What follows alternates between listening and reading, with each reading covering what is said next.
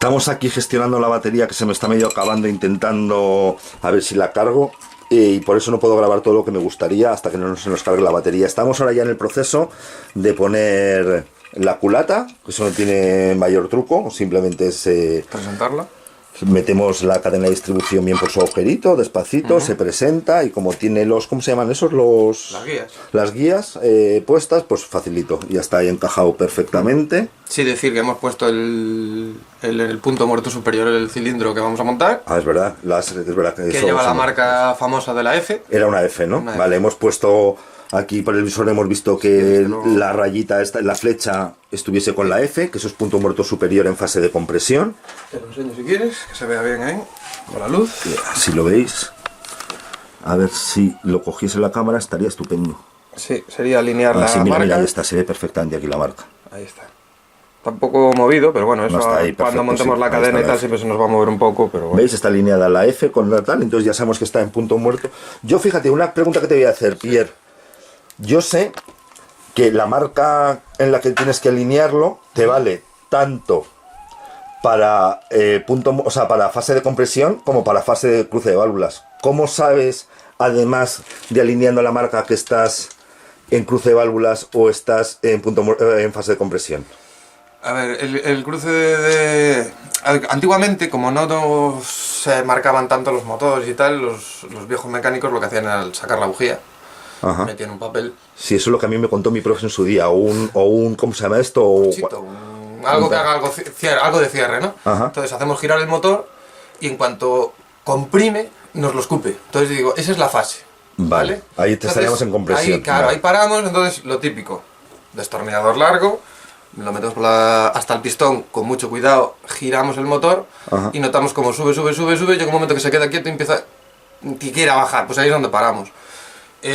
Claro, al tener ya las marcas vas directamente a tiro fijo. Sí, pero la marca... Pero hay dos marcas que coincide la marca en dos puntos diferentes. Claro, ¿y cómo sabes si es fase de compresión o es fase de cruce de válvulas? Yo lo sé cuando están montados los árboles de levas, Sí, porque claro, estando sí. montando los árboles de levas, cuando están apuntando hacia arriba y hacia afuera, sé que es esa es fase de compresión, y cuando no están en esa posición es cruce de válvulas cuando te coincide la marca. Pero ahora que no tenemos montado el árbol de levas... No sabemos. Evidentemente, ahora cuando se monte todo se le da unas vueltas. En caso de tener que dar vuelta a los árboles de levas, se le da la vuelta. Ah, vale. Al tener dos cilindros y ser en V, te puedes hacer idea por el otro. Ah, también es Claro, verdad. pero ahí deberías de saber en el manual cómo va el juego. Porque igual este está en compresión y el otro está en descanso, o van los dos a compresión, es que depende. vale. Por ejemplo, las Harley, no sé si lo sabes, pero en vez de llevar como estos motores en V más sencillos, llevan las dos bielas agarradas en distintos sitios. La Harley, por ejemplo, lo lleva en el mismo punto. Sería casi un monocilíndrico. Si trabaja uno, trabaja el otro, décimas, ¿no? Trabaja uno y van los dos enganchados. Lleva una biela abierta y la otra cerrada y trabajan los dos. Entonces, claro, necesitas conocer el motor para llegar a ese punto. Vale. Y siempre guiarse por las marcas. Ok. Yo en eso siempre tengo dudas, macho. Siempre. Es que es complicado. Por eso te digo, que me tire... habré montado motores de XT, montón, o TT o la XT. Y me tire pasado. Por mucho que sepas, muchas veces, cojo y digo, Claro, es que nada más... al revés, me cago Claro, en... es que en la XT es al revés. Es lo que me pasó a mí en mis vídeos, que siempre lo hice hasta que... Claro. No sé si me lo dijiste tú o alguien me dijo que lo estaba haciendo al revés. Es que sí, es que además te das cuenta luego cuando la enciendes porque taquetea muchísimo. Muy bien. Y claro, estás acostumbrado a dejarlos hacia arriba y claro, los montas, pero ya te das cuenta que cuando vas a presentar las muñequillas o como se quiera llamar, lo que cierra el árbol de levas, que estás haciendo fuerza contra las válvulas. O sea, ¿qué pasa? Que si te vas a motores con muchos cilindros, por ejemplo, yo qué sé, un motor de coche de 4 cilindros, una moto de 4 cilindros, alguna válvula siempre te va a tender a pisarse, ¿vale? Entonces hay manuales que te dicen, desconecte usted la cadena, ponga en posición pues, a las 11:15 el primer árbol, que es en el que menos presión hace para de su desmontaje, y el orden de los tornillos.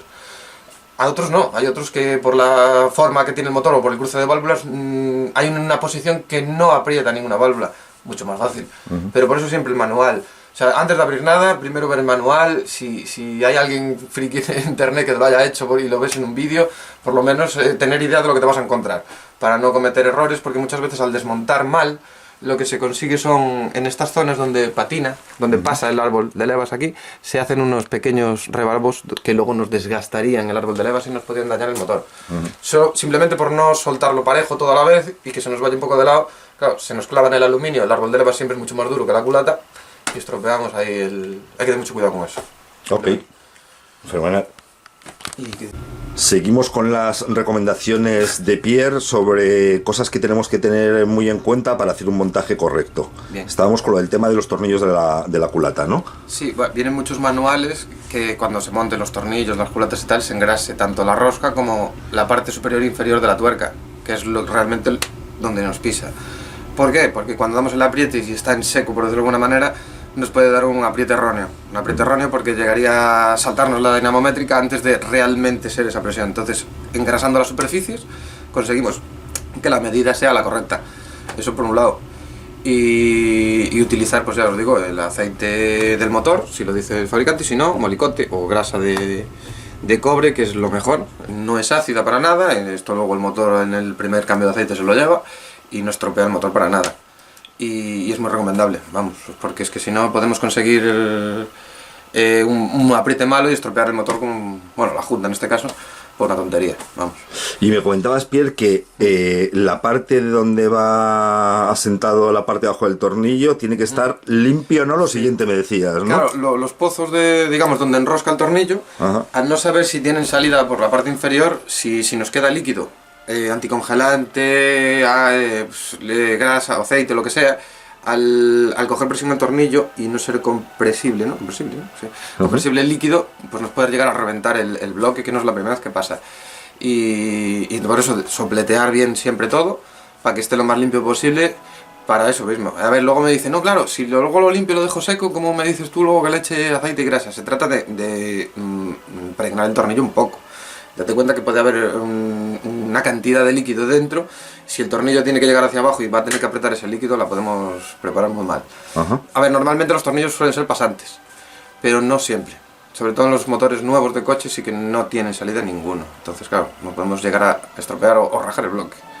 Joder, importantísimo tener eso en cuenta. A mí me parece una tontería, pero claro, si hubiera hueco suficiente, pues que nunca lo sabes. O sea... Es que lo que nunca viene en los libros realmente son estos detalles que cuentas que son la clave al final entre hacer un montaje adecuado o poderte meter en líos a posteriori, la ¿no? información a ver, yo lo del líquido no lo hago desde hace mucho, o sea, hace cuestión de 2-3 años que me lo comentó un compañero bueno, que es mecánico, y me dijo, mira lo que me pasó el otro día, por no limpiar bien los pozos de los tornillos de anticongelante, metí un tornillo, noté algo raro en el tacto de la llave y digo, ¿qué ha pasado algo?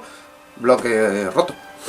Un bloque de hierro roto por la presión que hace el tornillo contra el... Fíjate, ¿eh? Alucinó, vamos, o sea, nunca le había pasado y desde aquella... Y no le va a volver a pasar ya la vida. Aprendí muy rápido. A ver, esa es la mejor manera de aprender. Oye, y en estos casos, en principio, ¿qué pasa? Si te pasa esto, ¿quién pringa? Al final... El taller. El taller porque, claro, el propietario no le vas a hacer cargo de que se te haya roto. Todo también depende de la mala intención del mecánico. Porque puede llegar y decirte, como no tienes idea, te dice, no, mira, es que descubrí que ahora tienes el bloque roto. Te hace falta un bloque. Tienes que traer. Pero bueno, normalmente la gente suele ser persona y pues se busca otro bloque de competencia, de desguace o lo que sea, y se monta y listo. Claro que sí, lo que pasa es que yo sinceramente pongo en cuestión que todo el mundo sea tan honrado, ¿eh? Es que... De todo hay en este mundo. O sea, de verdad que hay mecánicos muy honrados, otros regulares y otros que... Pero en todos los oficios. En todos los oficios, sí. Bueno, vamos allá. Estamos ahora con el apriete de los 4 pernos que sujetan la culata. Está primero aproximándolo, ¿no? A mano. Primeros... Hasta que y cruzados, ¿no? ¿Estás aproximando a mano y cruzado o no? Sí, bueno, en este caso, como no lleva fuerza ninguna, daría lo mismo, pero ya es la costumbre para no perder bueno, por la costumbre, ¿no? Lo que no sé yo es ahora si en el manual nos va a decir no dice que nada. Sí, primero... mirad, no dice nada. Lo he estado mirando y lo único que nos dice es el par de aprietes. Que estábamos comentando antes, Pierre y yo, que los manuales de taller de Yesun son pues, lamentables, que no se me ocurre otra palabra. Comparado sobre todo, a mí me gusta mucho Yamaha. Yamaha lo explica todo, lo explica para tontos. Yo en esto me considero tonto, entonces me encanta que me digan paso por paso que sí, que no y tal. Y aquí no, lo único que nos dice es el par de apriete. Nos dice que el par de apriete de los 4 pernos grandes es entre 40 y 45 newtons, y de las otras dos, que son M6 en vez de M10, entre 8 y 12. También nos dice que el par de apriete de este lateral tiene que ser entre 8 y 12 newtons. Y en cambio los tornillitos que van por aquí no nos dice el par de apriete por ningún lado. Así que Aproximado. a mano, ¿no? Y Sí. aproximado. A ver, las tuercas laterales, esa de abajo, simplemente es más sujeción a la hora del montaje que de lo que vaya a hacer ahí fuera las tuercas. Pero sí que debería de por lo menos decirte cuál es el par máximo para que no lo rompamos, Claro. básicamente. Y en esto, aunque no dice nada de cuál es el orden, en principio cruzado y A ya la vieja está, ¿no? usanza, sí. Y primero, si por ejemplo marca 45 newtons total, pues yo le daría un 20, ¿vale? Daría el apriete de los pequeños también la mitad, luego ya me iría al total de los fuertes y ya daría el total a los pequeñitos y listo. Sí, porque yo me acuerdo progresivo. cuando hice la junta de culata, la única junta de culata que he hecho del ¿cómo se llama esto? Del Audi 1.8 Turbo. Me acuerdo que venía totalmente específico el manual de taller, cuál era el primer apriete que tenías que hacer, cómo era el cruce, y primero había un apriete de aproximación con la dinamométrica, y luego a partir de no sé qué ajuste de la dinamométrica era ya con el medidor de ángulos, y era 45 grados más, ¿no? Con eso de los grados también hay que tener mucho cuidado, porque Ajá. muchas veces nos engaña. El medidor de ángulos, si lo utilizas, se te puede mover, o el flexo que puede hacerte la llave te marca los 90 grados, por ejemplo, y luego cuando sueltas te das cuenta que no son exactamente los 90. Tampoco hay que ser tan... Pero simplemente nos lo evitamos haciéndole la marca al tornillo. O sea, si hacemos la marca a los tornillos todos, por ejemplo, por la parte superior, ¿no? Con un tipes o un marcador de metales, ¿no? Marcamos todos aquí y sabemos que 90 grados tiene que acabar la marca completamente a 90 grados. O sea, movemos y luego cercioramos con la marca que esté a 90 grados. Me parece una tontería, pero muchas veces nunca llegan a estar exactamente como deberían de estar.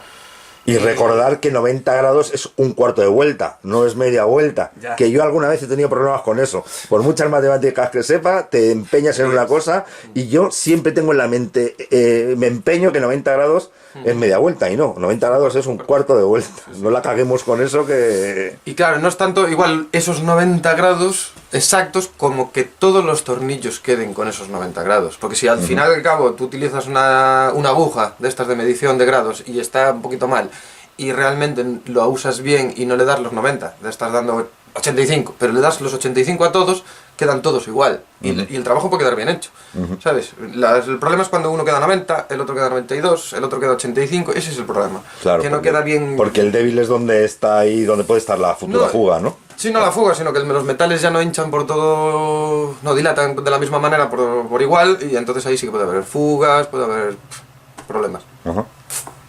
Estupendo. Estábamos comentando, Pierre y yo, temas del apriete. Hemos puesto ya, cuando digo hemos es porque yo grabo y él trabaja, pero las 4 grandes hemos dicho ¿45? 45, y lo hemos apretado primero a 20, ¿qué? 28. 28, y luego ya haremos el segundo apriete. Estas dos pequeñitas entre 8 y 12, y también le hemos dado la mitad, o ya le hemos puesto 5. Y esta de aquí lo También. mismo, entre 8 y 12. Y estábamos comentando cosas sobre la dinamométrica. Sí, que cuando, pues eso, cuando no se usan se descargan para conservarlas, nunca dejarlas con la carga. Porque eso perdería un poco el equilibrado, ¿no? ¿Cómo se llama? El ajuste. El ajuste y se llevan a calibrar. Cada X tiempo se aconseja. De hecho, aquí no sé si le falta el tapón, es porque me la ajustaron en su día. Ajá. Es un precinto que lleva como una pegatina para que dé cierta garantía, y todo, claro, la llevé a ajustar, me la midieron, estaba dentro de los márgenes y claro, tuve que quitar la pegatina. Para hacer Vale, el me ajuste. dice Pierre, estábamos hablando antes eso, que más o menos suelen cobrar entre 12, 15 euros, dependiendo y tal. Yo la verdad es que en Madrid, por la cercanía de Madrid, sobre todo en la sierra norte de Madrid, no he encontrado ningún sitio que hagan este tipo de cosas. Si alguno que está viendo el vídeo conoce algún sitio donde hagan estos equilibrados ajustes de las dinamométricas, por ahí por la zona de Madrid, me encantaría tener ese tipo de información para poder hacerlo, porque... Normalmente el que te la vende en la tienda propia habla con el distribuidor de la marca que que le haya vendido a él las dinamométricas y se le llama y le dice, "Oye, mira que tengo aquí un cliente que me quiere hacer el ajuste de donde la mando, donde se... Claro, lo que donde es que le yo digo como que la soy mande". tan pro internet y tal, todo lo compro en Amazon, eBay, no sé qué, entonces- Ponte en contacto con la fábrica. con la fábrica, No hay ¿no? problema ninguno, que seguramente ellos te digan el distribuidor de tu ¿Dónde país tal, y no? dónde tienes que mandarlo. Vale, bueno saber eso. Claro. O sea, mirar la marca y la marca por internet buscas número de teléfono de la marca y De ahí... hecho, cuando compras la dinamométrica te viene el papelito con las pruebas finales que le han hecho de mediciones aproximadas y te dice, bueno, a 45 newtons ha dado 45, no sé qué, o 30 o 48 con te dice las medidas que le ha dado al que ha hecho el control de calidad y ahí te pone quién es el fabricante y todas estas cosas, tú te puedes poner en contacto con el distribuidor y que te las arregle, ¿no? Papelito que en mi caso por lo menos lo guardo hasta que hay un día que vas con prisa y tal y el papelito ese desaparece y no aparece más. Hombre, yo tengo ahí la carpeta de los que debería de buscarlos cada vez que Ajá. tal, pero bueno, están ahí. Siempre Sí, tenerlo eso en cuenta porque es que si no... hay que tenerlos guardados, es verdad. Sí. Y si no, comprar una nueva. Pero bueno, vamos a ver. Venga, vamos a darle ya el Esto- segundo apriete, ¿no? El segundo que eran 45. Sí, 45. Son 42, 43, 44, 45. Bien, ahí está. Otra, cuando se haga el apriete, aparte de lo de que tener en cuenta lo de las grasas y tal, yo aconsejo, como hacían antiguamente, era, le daban el apriete, Ujú. se iban a fumar un pitillo, 20 minutos, lo que sea, y comprueban otra vez. Por eso me gustan las juntas, porque una cosa es lo que diga el fabricante y otra cosa es el que te vende la junta. Muchas veces cuando compras una junta de una marca, pues no coincide con el fabricante. Yo en ese caso haría más caso al de la junta que no al del fabricante, porque es que fabrica la pieza, sabe lo que puede soportar. Y no me gusta la de los grados tampoco por eso, porque luego no puedes comprobar. Con Newton sí, porque dicen 60 y son 60. Vuelves a meter 60 y muchas veces pasa, que vas y se me ha movido un poco. O sea, no tenía los 60 exactamente. Ok, Vale. fenómeno. Vamos a ver cómo hacemos el... Presentar De bien la sujetar llave, un poquito. sujetarla para no tener problemas y avanti hasta que haga el efecto. Ahí está. Listo. Listo, fenomenal. Venga, siguiente. Si nos quiere devolver el vaso. Pues no quiere devolver. Igual va a tocar hacer otro Otro reajustillo rebajito, ahí, ¿no? sí, está muy aproximado. Siempre, cuando hagamos este tipo de detalles, luego fijarnos bien, porque los tornillos suelen pasar por la zona donde desliza el árbol, Ajá. que no nos encontremos ningún rebarbo afiladito y cosas de estas. Que nos puede sino- dañar el árbol de levas, ¿no? Claro, sino con una lima y listo. Ya no tanto el árbol de levas, porque suelen ser siempre bastante más duros. Va a querer salir. El árbol de levas que la culata, sino que nos puede rayar o llevar a que no cierre completamente el árbol de levas contra el apoyo y perdemos presión de aceite. Si perdemos presión de aceite, Estamos jodidos, ¿no? Vale. Estamos ahora en la fase de que ha vuelto otra vez a comprobar el reapriete y que están todas a par adecuado. Ha metido Pierre la guía, ¿esta que es la delantera? Sí, ¿no? Sí. La delantera, la del escape, ¿no? sí, la que va a la zona Sí. del escape. Siempre Vale. hay una que va, digamos, montada desde dentro, que es la corta, Ajá. que es esta que tenemos aquí, Pues a ver si la Que- podemos enfocar. que es la que realmente Esa, sí. funciona, porque es la que lleva el tensor. Ajá. Y la otra, lo que sí hay que tener cuidado, que es la que se mete desde arriba, que abajo nos entre en el sitio que tiene que ir, porque a veces la metes y te queda abajo suelta. O sea, que asiente bien en su sitio y comprobarlo, verificarlo, ahí perder un poquito de tiempo Es una en... tontería porque con un poco de luz. A ver si podemos verlo aquí. No sé si se verá, pero bueno. Vamos a intentar a ver qué es capaz de enfocarnos la cámara. Tiene como un rail, como el de arriba, y tiene que ir ahí. O sea, no... A ver, sube un poquito la luz, a ver si... Sube. Ahí, ahí, perfecto. ¿Se ve? Sí, ahí. Pues ahí se ve Espera, que ya está... se ha desenfocado. Ahí. Vale, fenomenal. Muy bien. Venga. Pues ahora... Bueno, pues nada, estamos ahora ya en la fase de colocar árboles de levas y la cadena de la distribución de los árboles de levas. Y cuéntanos, Pierre, un poco cuál era, dado un pelín ahí de problemilla al principio y cuál es la técnica en esta moto. A ver, la técnica aquí era primero, por lo menos el cilindro delantero, colocar el árbol de levas de escape.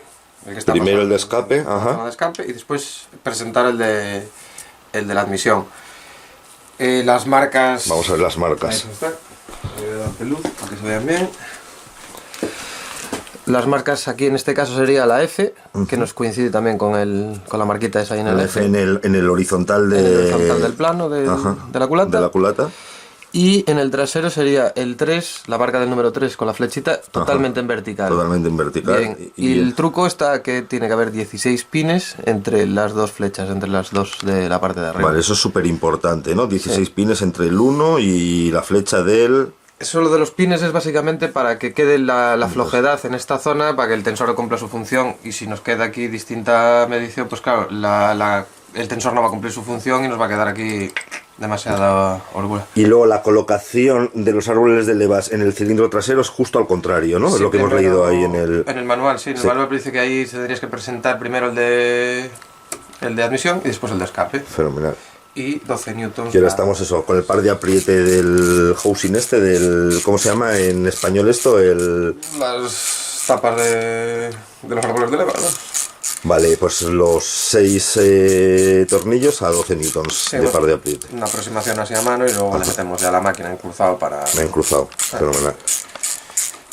Y por último tendremos que poner el tensor de la cadena de distribución, que hay que meterlo totalmente destensado, y una vez metido destensado hay que girar la tuerquecita en el sentido contrario de las agujas del reloj hasta que coja la tensión Ahora lo vemos. correcta, y eso ahora es lo siguiente que vamos a ver.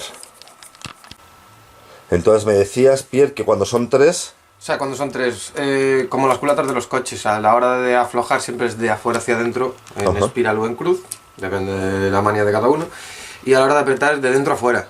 De dentro a fuera, pues le daríamos a este, iríamos al de enfrente, iríamos a este, al opuesto, siguiente, siguiente, de dentro para afuera, para que pise por completo. Ok. Sí, igual que una culata. Fantástico. Venga. Ahí estamos a 12, ¿no? Sí. Vale. Y luego repasarlos una vez que están todos apretados, porque de buenas a primeras el primer tornillo que apretas se lleva, digamos, todo el peso del resto de la tapa. Entonces, por repasarlo tampoco no pasa nada. Bien, una vez que están todos, volvemos otra vez a repasar a ver qué pasa. Bien. Ahí. Perfecto. Correcto.